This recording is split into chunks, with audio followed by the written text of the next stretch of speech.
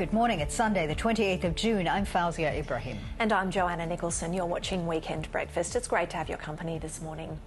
The Albanese government is hoping to push through new legislation that will introduce harsher penalties for companies not abiding by the under-16 social media ban. The ban, which requires sites like TikTok, Facebook and YouTube to prevent under-16s from accessing their platforms, came into effect in December.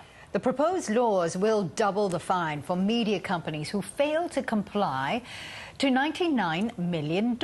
And it'll also give the e-safety commissioner stronger powers to rein in the social media companies. We'll get some reaction to the news in just a moment with the head of a parents group. But first, here's what the Treasurer, Jim Chalmers, had to say about the issue this morning. We're leading the world when it comes to protecting our kids online, and we're making really important progress, but we will do more because the big tech companies aren't doing enough. We will strengthen the penalties, we will strengthen the powers of the e-safety commissioner, and that's because we recognise that the future of our kids, the safety of our kids, is too important to let the big tech companies wriggle off the hook or avoid their responsibilities. That's the Federal Treasurer Jim Chalmers speaking with David Spears on Insiders last hour. And joining us now is Dany Elachi, father and founder of the parents group The Heads Up Alliance, which campaigned for the social media ban. He joins us now. Very good morning to you, Dany. What's your response to these harsher penalties and stronger powers that the government is pursuing? Good morning. I think it's a step in the right direction, of course. My concern is, however, we haven't been able to do anything. Very little, if anything, at all in the last 7 months since the legislation has been in effect. So, doubling the fines smacks to me of 2 times nothing, which is still nothing. I do have to wonder at what point the Prime Minister, who himself, I believe, just yesterday, mentioned that the big tech companies are using every trick in the book to evade their responsibilities under the legislation. And you do have to wonder at what point does the Prime Minister say to these companies, if you don't want to play by the rules, then you don't get to do business in this country? So while I know that your kids were banned from social media even before these laws were introduced, what's been your experience of seeing the laws in action, or the difference or otherwise that they have been making? Well, they have made a difference to those families where the legislation has taken effect. Those families, of course, mention that their children are reading again, playing again, doing all the great stuff of childhood again.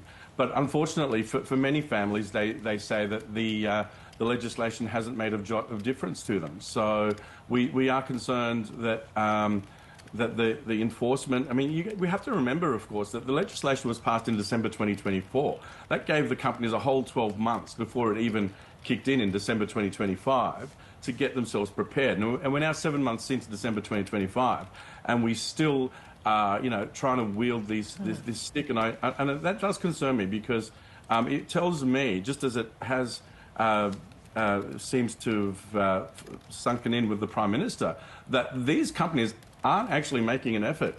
So what do you think would force them to make an effort? What would make a real and practical difference?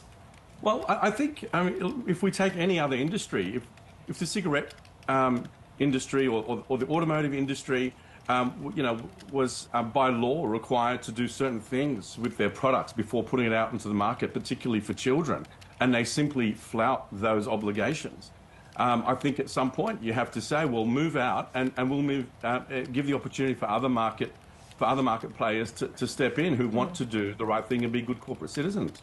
As a parent, Dany, why did you decide to restrict or delay social media access for your kids? Tell us what inspired that decision for you. Well, look, the list is endless. We started that rule in our family 6 or 7 years ago. Since then, we've been vindicated month after month with new and fresh studies about the impact of social media on youths. Apart from all the terrible content that they receive, just the fact that it steals so much of their day in, day out. In Australia, I think the average is somewhere of 4-point-something hours of children wasting their time on social media, largely just scrolling through reels and things like that.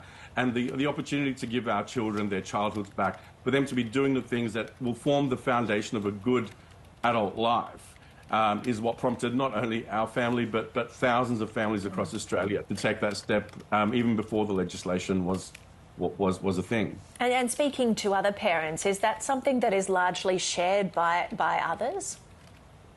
Yes, it is. The concerns are almost universal. Very, very few parents want to give their children access to TikTok at the age of 12. Unfortunately, children do get access, largely because of pressure from the notion that everybody else is on it, and if my children aren't on these platforms, then they may be excluded socially. So the whole idea of getting all of Australia's children back into play, back into real-life engagement, is such a brilliant concept, because it takes that pressure off any individual family that wants to go down that path. So yeah, parents are overwhelmingly for this. Of course, there are outliers, but you know, the research and the surveys that were conducted before the laws even took effect show that the support for the legislation is upwards of 80%. Well, Dany Elachi, father and founder of the Heads Up Alliance, we appreciate you speaking to us this morning. Thank you so much. Thank you for the opportunity.